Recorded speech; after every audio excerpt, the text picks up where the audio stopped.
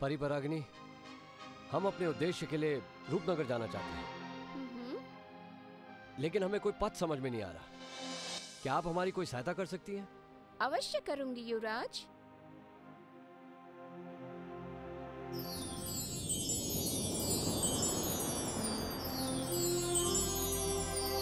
हम विजयगढ़ के युवराज हैं, कुंवर सूर्य प्रताप सिंह। परंतु तुम इस जंगल में क्यों भटक रहे हो? एक बार इसे अतिथि का स्थान दिया था, इसलिए रक्त का घूंट पी गई। लेकिन इसे कहो मेरी दृष्टि से दूर हो जाए। हम जानते हैं तुम कुंवर वीरेंद्र प्रताप सिंह की बात कर रही हो। वो अभी तक खुद को युवराज समझता है। वही एक ऐसा बंदी है जो अभी तक टूटा नहीं है, किंतु एक दिन उसे भी हमारे चरणों में गिरकर हमारी अधीनता स्वीकार करनी होगी। कि कलावती जी को आपसे प्रेम हो गया है। रणवीर सिंह में इतनी साहस, इतनी शक्ति नहीं कि वो महाराज या महामंत्री के सामने अपने नेत्र भी उठा सके। इस महल में आपके मित्र कम है और शत्रु ज्यादा। हम चलते हैं।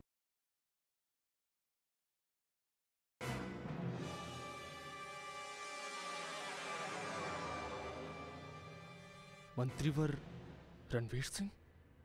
मंत्रीवर!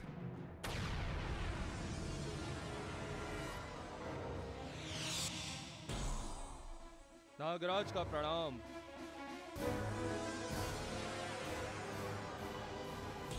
अब मुझे पूर्ण विश्वास हो गया है, पूर्ण विश्वास हो गया है कि आप ही मेरे अन्नदाता हैं।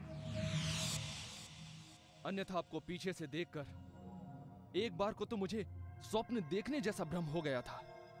सबको स्वप्न से जगाने ही तो हम महल लौटे हैं नागराज। हमें देखने के बाद इस महल के सारे अधिकारी अपनी नींद से जाग खड़े होंगे। किंतु नागराज, हमें देखने के पश्चात तुम्हें कैसा लगा? मंत्रीवर, यदि मेरे पास अपनी प्रसन्नता व्यक्त करने के लिए शब्द होते तो मैं अवश्य कर देता, अवश्य। बस यूं समझ लीजिए कि आपको इस महल में सुरक्षित देखकर सेवक के तो जैसे प्राण ही वापस लौट आए हैं। यदि तुम ये बात सत्य कह रहे हो तो हम बहुत प्रसन्न हैं, किंतु यदि तुमने मन में छल कपट रखकर ये बात कही होगी तो इतना याद रखना नागराज, बचपन से ही हमें विषैले सांपों के फन कुचलने का शौक रहा है, और जंगल में तपने के बाद ये शौक अब आदत में बदल गया है। मंत्रीवर, यदि मैं अपने मन को चीर कर दिखा सकता तो विश्वास कीजिए, इस मन में आप ही की मूरत बसी मिलती थी। भगवान पर तो मुझे कभी विश्वास नहीं हुआ, किंतु अब तो मुझे आपके रूप में भगवान ही दिखाई पड़ते हैं मंत्रीवर। स्वामी भक्त बने रहोगे तो सारी मनोकामनाएं पूरी होंगी नागराज। लेकिन क्या तुम्हारी तरह और भी बाशिंदे हमें इतने ही आदर से याद करते हैं जितना आदर तुमने हमें दिया है? औरों का तो मैं बता नहीं सकता मंत्रीवर, किंतु राजकुमारी चंद्रमुखी का हाल अवश्य बता सकता हूं। मंत्रीवर, जब से आप गए हैं ना, राजकुमारी जी के तो जैसे प्राण ही निकल गए हैं। वो सदा गुमसुम सी रहती हैं, न जाने किन विचारों में खोई खोई सी रहती हैं। खोई खोई सी रहती हैं? हाँ मंत्रीवर, राजकुमारी जी ने तो अपने ही महल में स्वयं को जैसे बंदी बना लिया है। वो सदा अपने ही कक्ष में रहती हैं, ना किसी से मिलती हैं और ना ही किसी से बात करती हैं। किंतु इसका क्या कारण है कि वो अपने आप को इतना असुरक्षित महसूस करती हैं? कारण कदाचित महामहिम राजवीर सिंह हो सकते हैं मंत्रीवर। उनकी कार्य पद्धति से इस महल में कोई प्रसन्न नहीं है, कोई नहीं। हम सब लोग स्वयं भी अपने आप को बहुत असुरक्षित महसूस कर रहे थे। अब आप आ गए हैं तो हमारी चिंताएं समाप्त हो जाएंगी। अब इस सेवक के लिए कोई कार्य हो तो बताइए। आपकी सहायता करके मेरा जीवन तो धन्य ही हो जाएगा। वक्त आने पर कार्य भी बताएंगे नागराज, किंतु अभी तुम अपने विषैली फन की दिशा हमारे शत्रुओं के नेत्रों की ओर बनाए रखो। अभी हमारे पास वक्त कम है। 2 घड़ी पश्चात हमारे कक्ष में आकर मिलना। जो आ गया।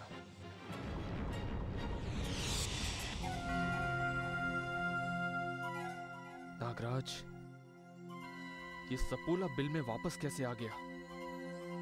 कैसे? कदाचित मंत्रीवर महामहिम वीरेंद्र सिंह के कक्ष की ओर जा रहे हैं। अब क्या होगा? इस महल में छाई हुई ये डरावनी खामोशी ये संकेत दे रही है कि इस महल में कोई बहुत बड़ा भूचाल आने वाला है।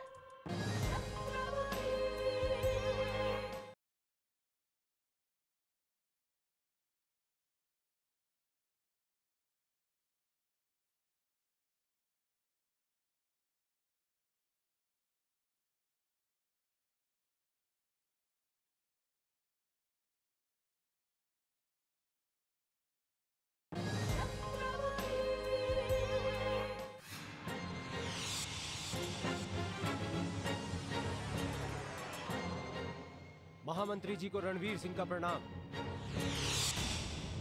रणवीर सिंह?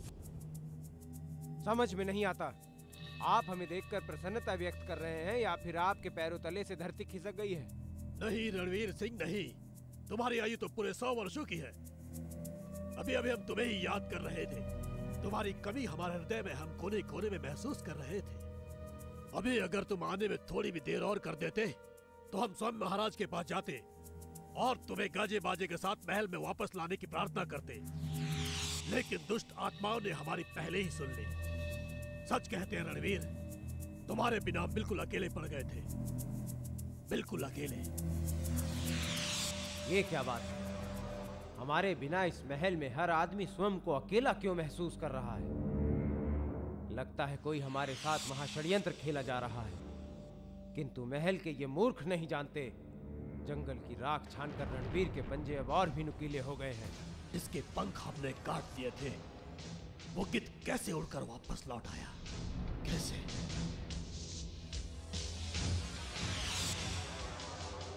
क्या सोच रहे हो मंत्रीवर? बड़े लंबे समय के पश्चात लौटे हो तो इसलिए महल की दीवारें कहीं तुम्हें पराई तो नहीं लग रही है? महल की ये दीवारें हमें पराई नहीं अपितु पहले से निर्बल सी लग रही हैं। जब तक महल की बागडोर हमारे इन मजबूत हाथों में थी, तब तक महल की रौनक पर सबकी दृष्टि जमी रहती थी। किंतु अब हमें यह महल किसी शमशान की भांति प्रतीत होता है। हम महल की बागडोर अपने हाथों में लेंगे और महल की खोई हुई रौनक वापस लौटाएंगे। यही संकल्प लेकर हम महल लौट आए हैं। तुमने तो हमारे मुंह के सब चुरा लिए हैं रणवीर। हम सच कहते हैं, महाराज सुरेंद्र सिंह का आदेश नहीं होता तो हम तुम्हें सीमा के उस पार कभी नहीं भेजते। किंतु अब हम महाराज के पास स्वयं जाएंगे और गर्व से कहेंगे कि रणवीर सिंह, हमारा रणवीर लौट आया है। यदि ये आपका पछतावा है महामंत्री जी, तो हम अपने साथ हुए छल को भूल जाएंगे। किंतु यदि ये कोई चाल है, तो आप मकड़े की तरह अपने ही जाल में फंसकर छटपटाते रहेंगे। तुम हमें अपना मित्र समझते हो या शत्रु? राजनीति में कोई किसी का सच्चा मित्र नहीं होता महामंत्री जी। सब के सब उस मगरमच्छ की भांति मुंह खोले स्वामी भक्ति का राग अलापते रहते हैं, किंतु जैसे ही ताव लगता है अपने ही मित्र को जबड़े में कुचलकर समाप्त कर देते हैं। अब आप बताइए, आप हमारे पथ में बाधक बनेंगे या फिर हमारे पथ के कंकर दूर फेंकेंगे? अगर बाधक बन जाओ तो क्या कर लोगे? तो हम आपके षड्यंत्रों की गूंज महाराज के कानों तक पहुंचा देंगे, जो आपने हमारे साथ मिलकर स्वयं उनके विरुद्ध रचे थे। और हमने सुना है महाराज आस्तीन के सांपों को तड़पा तड़पा कर कुचल देते हैं। रणवीर सिंह, तो तुम हमें हमारे गुप्त रहस्य के उगलने की धमकी दे रहे हो? अरे हमने बहुत से नाग देखे, लेकिन तुम्हारे जैसा नाग नहीं देखा जो स्वयं को काटने को तैयार बैठा है। लेकिन ये मत भूलो कि हमारे षड्यंत्रों को उजागर करके तुम्हारी गर्दन महाराज की तलवार से बच जाएगी। हमें कोई भय नहीं है। सीमा के उस पार प्रतिदिन मरने से अच्छा है हम एक ही झटके में अपना शीश कटा दें। इतना याद रखिए, ये धमकी नहीं है, चेतावनी है। भूचाल के आने से पहले जाग जाइए महामंत्री जी, और हमारे विरुद्ध कोई षड्यंत्र रचने की कोशिश ना करना, अन्यथा हमारा आमना सामना अतिशीघ्र होगा। अब निर्णय आपके हाथों में है। प्रणाम।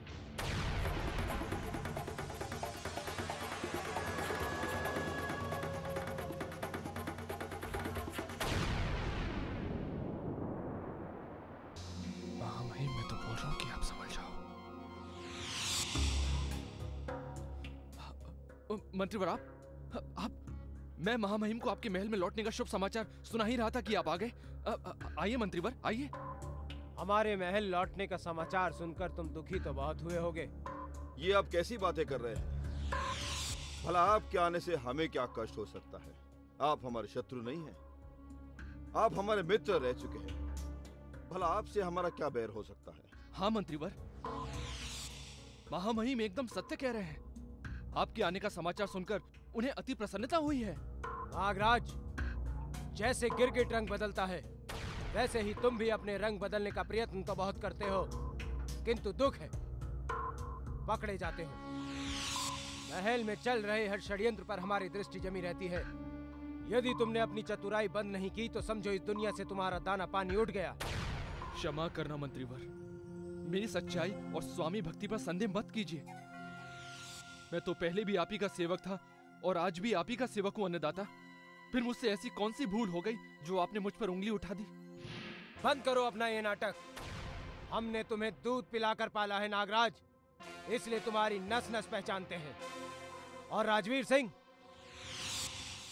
कभी हमारा नाम तुम्हारे मुख से एक मित्र की तरह निकला करता था, किंतु महल में पद पाते ही लालच कर बैठे और हमें शत्रु बना लिया। याद रखना, यदि हमारे विरुद्ध कोई भी षड्यंत्र रचा तो तुम्हारा जीवन संकट में पड़ जाएगा। मेरा भरोसा करो रणवीर सिंह, मेरे मन में आज भी आपके लिए वही आदर है जो इस पद पे आने से पूर्व था। पद में अवश्य आपसे बड़ा हूं, किंतु कद में आज भी आपसे नीचे हूं। यदि ये सत्य है तो फिर शीघ्र संभल जाओ। महल के चापलूसों की मीठी मीठी बातों में मत उलझना, अन्यथा जिस तरह गेहूं के साथ घुन पिस जाता है उसी प्रकार तुम भी पिस जाओगे।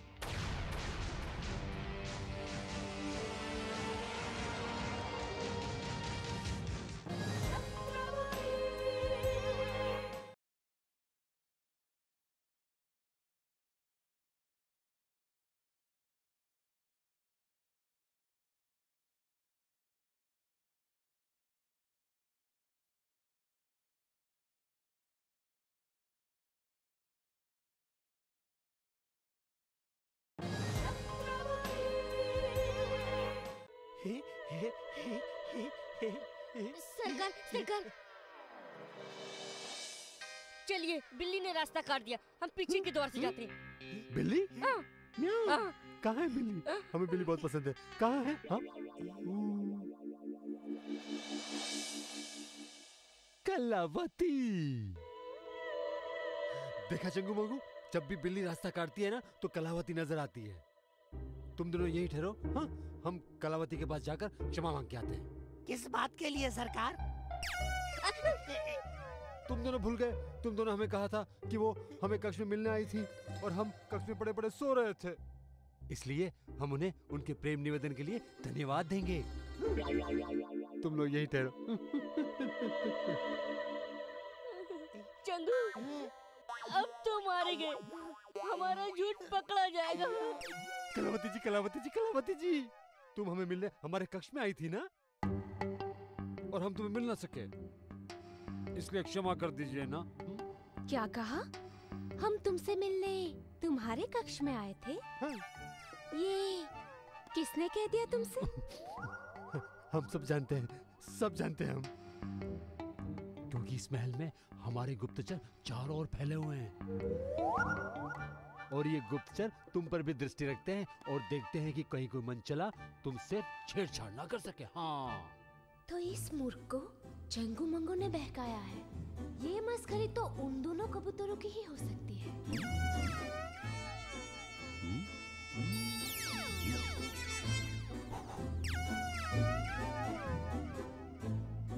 कलावती जी, कलावती जी, कलावती जी, चुप क्यों हो गई?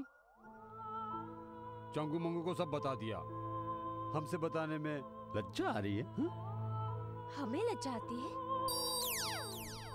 हम कुछ समझे नहीं, आप क्या कहना चाहते हैं? ठीक है, तो कह के नहीं करके बता दे। करके बताएंगे? अपनी आंखें बंद करो, अपनी आंखें बंद करो ना, हमें भी लज्जा आती है ना। अच्छा ठीक है।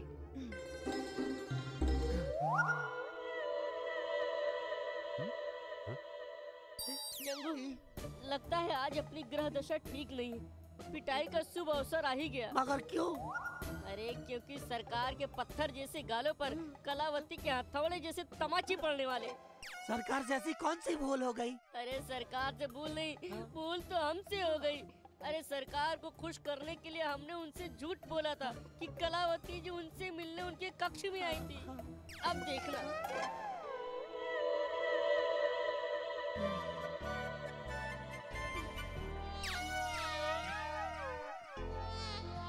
सरकार जैसे ही अपना मुख खोलेंगे वैसे ही उनके गाल टमाटर जैसे लाल हो जाएंगे।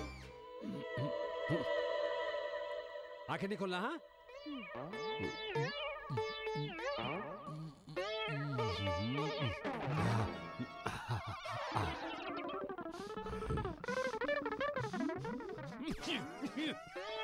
आंखें नहीं खोलना।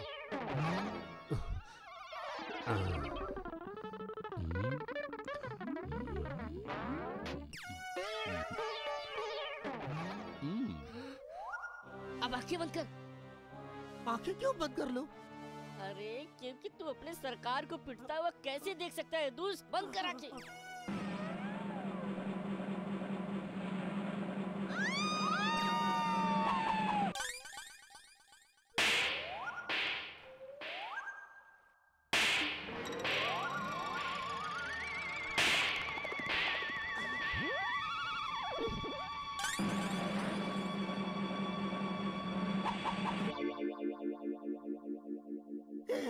सरकार, सरकार, आप जीवित हैं या मर गए?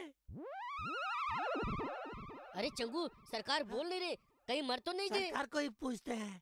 हाँ, सरकार, सरकार, अगर आप जीवित हैं तो हाँ बोलिएगा, और मर गए तो ना बोलिएगा। अरे मूर्ख, मरा हुआ भला हाँ कैसे बोल सकता है? अपनी सरकार मर गए चंगू, सरकार मर गए, सरकार मर गए, अपनी सरकार मर गए, अपनी सरकार मर गए, मर गए, चंगू अपनी सरकार मर गए। अरे सरकार ऐसे थोड़ी मरेगा। अपनी सरकार मर गए। अरे मूर्खो, हम अभी जीवित हैं, देखो। सच?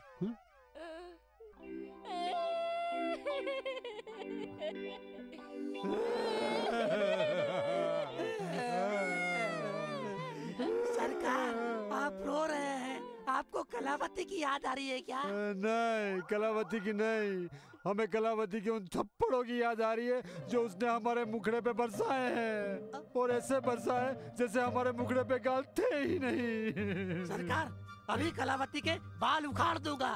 चलो कैसे बचकर जाती है देखते हैं। अरे नहीं नहीं चंगू, हो सकता है वो अपने सरकार की साहस की परीक्षा ले रही हो। परीक्षा? हाँ हाँ, वो सोच रही हो हमारे सरकार दुर्बल है या बहादुर है, आखिर विवाह के पश्चात वो उनकी रक्षा कर सकते हैं कि नहीं। पहलवान। अरे वाह, कलावती जी ने हमारे सरकार के गाल लाल करके क्या देखा? अब ये तो हमारे सरकार ही बताएंगे। वैसे सरकार कलावती के प्रेम का पहला घूंट पी गए होंगे और सारी पीड़ा भूल गए होंगे, है ना सरकार? देखा, मैंने कहा था ना, हमारे सरकार सबसे ज्यादा शक्तिशाली है। हाँ, हम हैं सबसे शक्तिशाली। हमारी शक्ति का इस पूरे रूपनगर में कोई जोड़ नहीं है। सो तो है हुजूर, आप जैसा महाबली इस रूपनगर में तो क्या, सारे संसार में भी ढूंढने से नहीं मिलेगा। लेकिन आप अपने बल की इतनी प्रशंसा क्यों कर रहे हैं?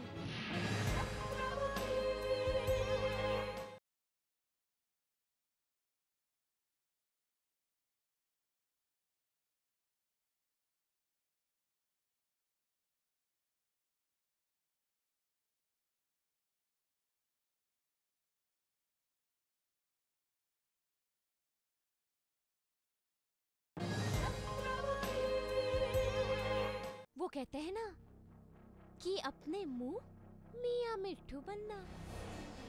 हम अपने बाहुबल की प्रशंसा करके ये बताना चाहते हैं कि हमारी वीरता ही हमारे लिए अभिशाप बन गई थी। हमें सीमा के उस पार दर दर की ठोकरें खाने के लिए फेंक दिया गया था, जहां मनुष्य तो क्या पिशाच भी रहने से कांपते हैं। हमारा विश्वास करो कलावती, हमारा शौर्य और हमारी वीरता ही हमारे लिए षड्यंत्र का कारण बन गया था। हुजूर, मान लेते हैं कि आप ठीक कह रहे हैं, लेकिन हमारे समझ में ये नहीं आ रहा है कि आपके साथ षड्यंत्र करके किसी को भला क्या प्राप्त हो सकता है, क्योंकि आप कोई युवराज या राजा महाराजा तो है नहीं। बात ये नहीं है कलावती, महल के लोग हमसे ईर्ष्या करते थे। राजकुमारी चंद्रमुखी का हमारे प्रति झुकाव उन्हें तनिक भी पसंद नहीं था। अच्छा, तो राजकुमारी चंद्रमुखी तुम्हें पसंद करती थी और हमें पता ही नहीं चला। पता नहीं ये बात तुम्हें कैसे पता नहीं चली, क्योंकि सारा महल जानता है कि राजकुमारी चंद्रमुखी हमें पसंद करती है। और हमारी यही प्रेम कहानी महामंत्री वीरेंद्र सिंह की छाती में किसी शूल की तरह चुभ गई और उन्होंने हमारे खिलाफ षड्यंत्र रच दिया। वीरेंद्र सिंह को भला इससे क्या हानि हो सकती थी? फिर उन्होंने ऐसा क्यों किया होगा? अपने पुत्र धुआं सिंह का विवाह राजकुमारी चंद्रमुखी से करने का स्वप्न पूरा करने के लिए महामंत्री वीरेंद्र सिंह ने हमें अपने पद से हटा दिया। राजकुमारी चंद्रमुखी का विवाह उस मूर्ख धुआं सिंह से? यदि ये बात राजकुमारी चंद्रमुखी के कानों तक पहुंची तो वो गश्त खाकर गिर जाएंगी। कदाचित मृत्यु को भी प्राप्त हो सकती है। सुकोमल राजकुमारी का भला उस मूर्ख धुआं सिंह से क्या मेल? कहाँ राजा भोज और कहाँ गंगू तेली। किंतु अब चिंता की कोई बात नहीं है कलावती, क्योंकि राजकुमारी जी की रक्षा के लिए हम महल में वापस आ गए। उनका कोई भी शत्रु, वीरेंद्र सिंह, राजवीर या फिर वो नागराज, राजकुमारी जी को कोई हानि नहीं पहुंचा सकता। यह हमारी प्रतिज्ञा है। जब से रणवीर सिंह इस महल में वापस लौटा है, हमारे चारों ओर अंधकार ही अंधकार दिखाई पड़ता है। यूं हाथ पे हाथ धरे बैठने से कोई कार्य नहीं होगा। कुछ सोचो, कुछ ऐसी बुद्धि लड़ाओ जिससे सांप भी मर जाए और लाठी भी न टूटे। महामंत्री जी, हमने बहुत कुछ सोचा, परंतु कुछ सुझाई नहीं पड़ रहा है। रणवीर की दी हुई चेतावनी अभी भी हमारे कानों में गूंज रही है। उसने साफ साफ कहा था कि वो महल की बागडोर थामने वापस आया है। यदि मंत्रीवर को महल की बागडोर वापस मिल गई तो फिर मेरा क्या होगा? मंत्रीवर तो मुझसे पहले से रूठे हुए हैं। यदि उन्हें सत्ता मिल गई फिर तो वो मेरा वध ही कर देंगे। महामंत्री जी, मुझे बचाइए, मैंने आपका नमक खाया है। घबराओ मत नागराज, रणवीर जैसों को वश में करना हमें बहुत अच्छी तरह से आता है, किंतु हमारी ये इच्छा है कि हमारे षड्यंत्रों के बारे में उसे पता ना चले। इसलिए हमें कूटनीति अपनानी पड़ेगी। कूटनीति? हाँ, कूटनीति। रणवीर के सामने हमें ऐसा नाटक करना चाहिए जिसे वो हमें शत्रु नहीं अपितु मित्र समझे। महामंत्री जी, ये नाटक तो हम पहले ही कर चुके हैं, परंतु मंत्रीवर हमें अपना मित्र मानने के लिए तैयार ही नहीं है। उन्होंने तो मुझसे यहाँ तक कह दिया है कि अब मेरा अंतिम समय आ चुका है। महामंत्री जी, अब तो मेरा जीवन आप ही की शरण में है, आप ही की शरण में। नागराज, तुम बार बार इसी तरह कायरता का प्रदर्शन करते रहोगे तो रणवीर के पहले हम स्वयं तुम्हें नरक लोक में भेज देंगे। क्षमा करना महामंत्री जी, मुझसे भूल हो गई। अभी हमें एक ऐसी घातक योजना बनानी चाहिए जिसमें फंसकर रणवीर सदैव के लिए समाप्त हो जाए। महाराज, हमने एक नहीं सैकड़ों योजनाओं पर विचार किया, परंतु समझ नहीं आया कि रणवीर सिंह से छुटकारा कैसे पाया जाए। हमें इसके बारे में कुछ ठोस सोचना चाहिए। नागराज, तुम जाओ और रणवीर से कहो कि हमने उसे याद किया है। जो आ गया। राजवीर जी, तुम जाकर अपना सिंहासन संभालो और हम रणवीर को मृत्यु के मुख का पथ एकांत में बड़े प्रेम से समझाएंगे।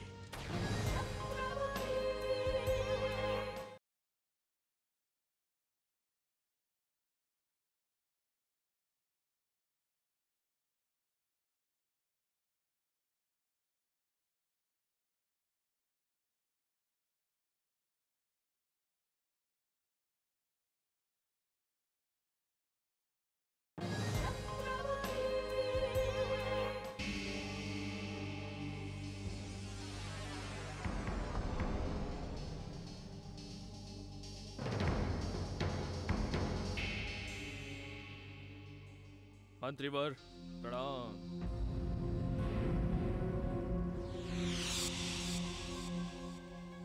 कहो, क्या बुरा समाचार लाए हो? मंत्रीवर, आप सेवक को स्वयं से इतना दूर क्यों समझ रहे हैं?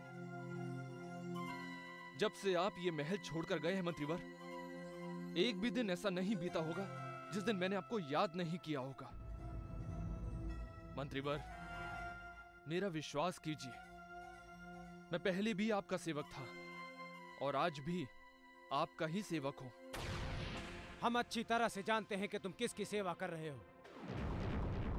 हमारे महल छोड़कर जाते ही तुम उस राजवीर के सेवक हो गए जो कभी हमारे नीचे कार्य किया करता था। दास नहीं हुआ हूं मंत्रीवर, दास नहीं हुआ हूं, किंतु उस राजवीर सिंह की आज्ञा का पालन करना पड़ता है। यदि इस पापी पेट का प्रश्न ना होता तो मैं कब का ये महल छोड़कर चला गया होता मंत्रीवर। मैं सच कह रहा हूं, आपको इस महल में देखकर मेरे नेत्र प्रसन्नता से छलक गए थे मंत्रीवर, और जो अब भी छलक रहे हैं। नागराज जैसा गिरगिट हमने आज तक नहीं देखा। अपने लाभ के लिए ये नाग किसी को भी डस सकता है, परंतु ये नहीं जानता इसके विषैले दांत हम पहले ही उखाड़ चुके हैं।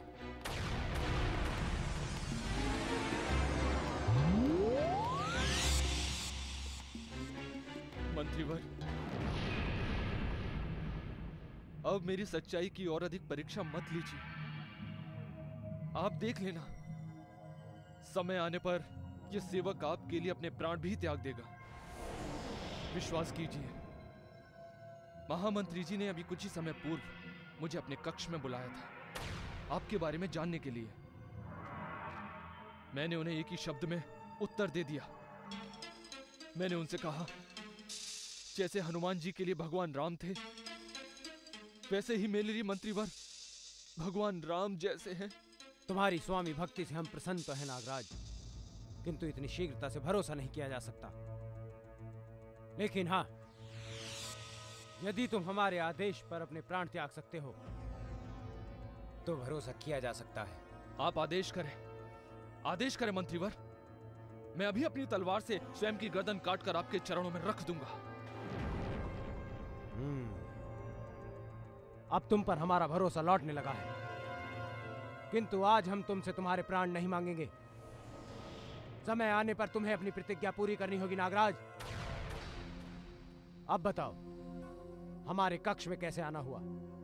इसके दो कारण हैं मंत्रीवर।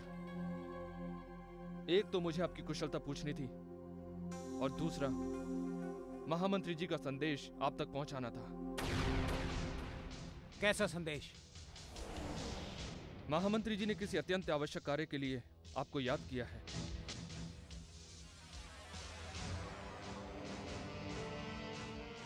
ठीक है, हम पहुंच रहे हैं।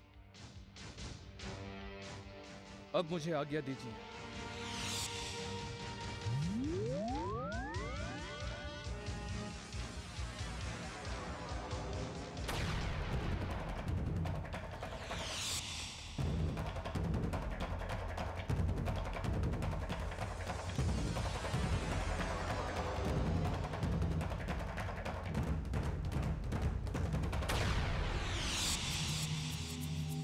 प्रणाम मंत्रीवर। रणवीर सिंह, तुम्हें अचानक महल में देखकर हम अति प्रसन्न हुए। आज तुम्हारे लौटने का शुभ समाचार लेके महाराज के पास हम स्वयं गए थे, किंतु क्या? हमारे महल लौटने का समाचार सुनकर क्या कहा महाराज ने? महाराज का कहना है कि तुम्हारे जैसे योद्धा के लौटने से उन्हें प्रसन्नता है, किंतु अब बहुत देर हो चुकी है। बहुत देर हो चुकी है? किस बारे में देर हो चुकी है? महाराज का कहना है कि महल में अभी कोई भी पद रिक्त नहीं है। तभी महाराज को हमने तुम्हारे पूर्व मंत्री पद की याद दिलाई। महाराज मान गए। महाराज ने हमें आदेश दिया है कि महल में जैसे ही कोई पद रिक्त हो जाए, हम तुम्हें उच्च से उच्च पद पे आसीन कर दें। ये कैसा न्याय है महाराज का? हमारा ही पद छीनकर हमारे ही सेवक को दे दिया और हमारे लिए कोई पद रिक्त नहीं है। ये हमारा अपमान है। रणवीर सिंह कुछ भी सह सकता है, किंतु अपना अपमान नहीं। हम जानते थे कि महाराज की बात तुम्हें बुरी लगेगी, इसलिए महाराज को हमने समझाने का बहुत प्रयत्न किया। बड़ी कठिनाई के बाद महाराज को मनाने में हम सफल भी रहे, किंतु महाराज ने तुम्हारे मंत्री पद लौटाने के साथ साथ तुम्हें एक कठिन कार्य करने का आदेश भी दिया है। रणवीर सिंह के लिए कोई कार्य कठिन नहीं है। आप कार्य बताइए महामंत्री जी।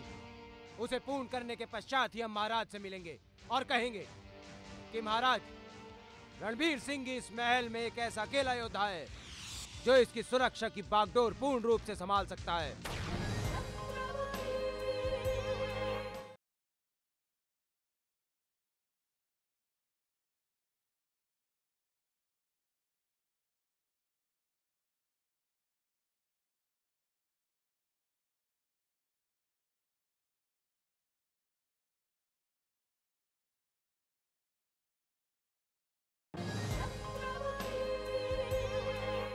यदि तुम ये कार्य करने में सफल हो गए तो महाराज अति प्रसन्न हो जाएंगे और पूरा राजकाज तुम्हें सौंप देंगे। और अगर ऐसा हुआ तो हम भी प्रसन्न होंगे, क्योंकि तुम हमारे राजदार हो और पुराने विश्वास पात्र भी। आप हमें वो कार्य बताइए महामंत्री जी। अब हमारी दृष्टि केवल हमारे लक्ष्य पर होगी। तुम्हारा लक्ष्य है एक युवराज जो पूर्व दिशा से अपने एक साथी के साथ रूपनगर की सीमाओं की तरफ कूच कर रहा है। तुम्हें उसे रूपनगर की सीमाओं में प्रवेश करने से पूर्व ही रोकना है और समाप्त करना है। यदि तुम ये कार्य करने में सफल हो गए तो तुम्हें तुम्हारा सम्मान लौटा दिया जाएगा। आप महाराज तक हमारा ये संदेश पहुंचा दीजिएगा। रणवीर सिंह इस बार महल में उस युवराज का शव लेकर ही लौटेंगे।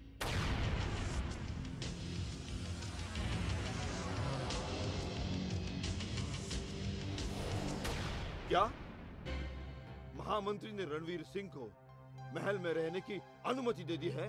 अनुमति ही नहीं, अपितु रणवीर सिंह को खोया हुआ पद वापस लौटाने का भी वचन दे दिया है। तो वीरेंद्र सिंह हमारे साथ छल कपट पर उतर आया है। हमारे सामने आते ही रणवीर सिंह को कोसता है और रणवीर सिंह के सामने जाते ही उसके गुण गाने लगता है। समझ में नहीं आता कि महामंत्री किसका साथ दे रहे हैं। महामहिम, साथ तो वो आप ही का दे रहे हैं, अपितु अपने प्राण बचाने के लिए वो मंत्रीवर को बहला रहे हैं, उनको लालच दे रहे हैं। ये तुम कैसे कह सकते हो? क्योंकि महामंत्री जी को अपनी पोल खुल जाने का भय है। कैसी पोल खुल जाने का भय है नागराज?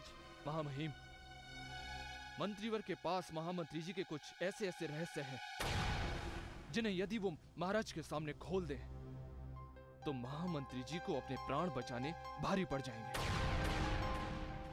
इसलिए महामहिम, वो मंत्रीवर को प्रसन्न करने के लिए पद का लालच दे रहे हैं। यदि रणवीर सिंह लालच में आ गया तो महामंत्री जी क्या करेंगे? करेंगे क्या महामहिम, उन्होंने ये लालच देकर अपनी चाल तो चल भी दी है। अब रणवीर सिंह को भानु प्रताप सिंह और उसके साथियों को खोजने के लिए जंगल में जाना होगा, और जैसे ही वो जंगल में पहुंचेंगे, महामंत्री जी पीछे से आक्रमण करके रणवीर सिंह के जीवन को सदैव के लिए समाप्त कर देंगे, उसको चिर निद्रा में लीन कर देंगे। अब कहिए महामहिम, सेवक का ये समाचार आपको कैसा लगा? समाचार तो शुभ है, परंतु अब हमारा विश्वास महामंत्री पर नहीं रहा। वो कभी भी हमें सत्ता पे से हटाकर रणवीर सिंह को सत्ता पर बिठा सकता है। इसलिए हमें एक काम करना होगा। जब रणवीर सिंह जंगल में जाएगा तो हम पीछे से आक्रमण करके उसे समाप्त कर देंगे। हमारे सिंहासन की लड़ाई सदैव समाप्त हो जाएगी। महामहिम, महामहिम, क्या दूर की कौड़ी लाए हैं आप? एक तीर से दो शिकार। रणवीर सिंह के जीवन को समाप्त आप करेंगे और उनकी हत्या का आरोप लगेगा उस अभागे युवराज भानु प्रताप सिंह पर। जोरावर, अब हमारा उत्साह टूटने लगा है। ऐसा प्रतीत होता है कि हमारी डगर अभी भी बहुत दूर है। हमें लगता है कि अब हमें कुछ ना कुछ तो करना होगा, वरना हमारी आयु इस जंगल की खाक छानते छानते बीत जाएगी। सरकार, आप बहुत शीघ्र निराश हो जाते हैं? भला ये आप जैसे चक्रवर्ती सम्राट के सामने ये तुच्छ जंगल क्या है? आप अपने आप को पहचानिए सरकार। आप बली हैं, बली, महाबली भानु प्रताप सिंह। महाबली तो हम हैं जोरावर, पर 2 दिनों से ना हमें अन्न प्राप्त हुआ है और ना ही जल। महाबली भूखे प्यासे अपने पैरों पर कब तक चलते जाएंगे? जब तक आपको चंद्रमुखी जी के दर्शन नहीं हो जाते। जब आप चंद्रमुखी जी को महारानी बनाकर अलकापुरी लौटेंगे, तब देखिएगा आपका किस प्रकार भव्य स्वागत होगा, जैसे सीता मैया और रामचंद्र जी का हुआ था। चुप रहो तुम क्या अपनी तुलना लक्ष्मण जी से कर रहे हो? याद रखो, तुम हमारे एक अदने से सैनिक हो। अपनी खाल में बने रहो, वरना तुम्हें यही गाड़ देंगे। क्षमा, क्षमा सरकार, क्षमा। मैं तो आपका एक तुच्छ सा सेवक हूँ।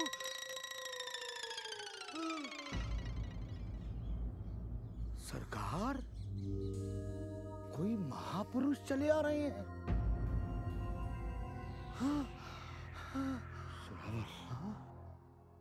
वो महापुरुष कोई मायावी शक्ति भी तो हो सकता है। तो एक काम करते हैं सरकार, दिशा बदलकर निकल चलते हैं। नहीं, पीछे मुड़ना हमें पसंद नहीं है। चलो, चलकर देखते हैं कि वो महापुरुष कौन है और उसमें कितनी शक्ति है। हो सकता है कि वो हमारी कोई सहायता भी कर सके। चलो।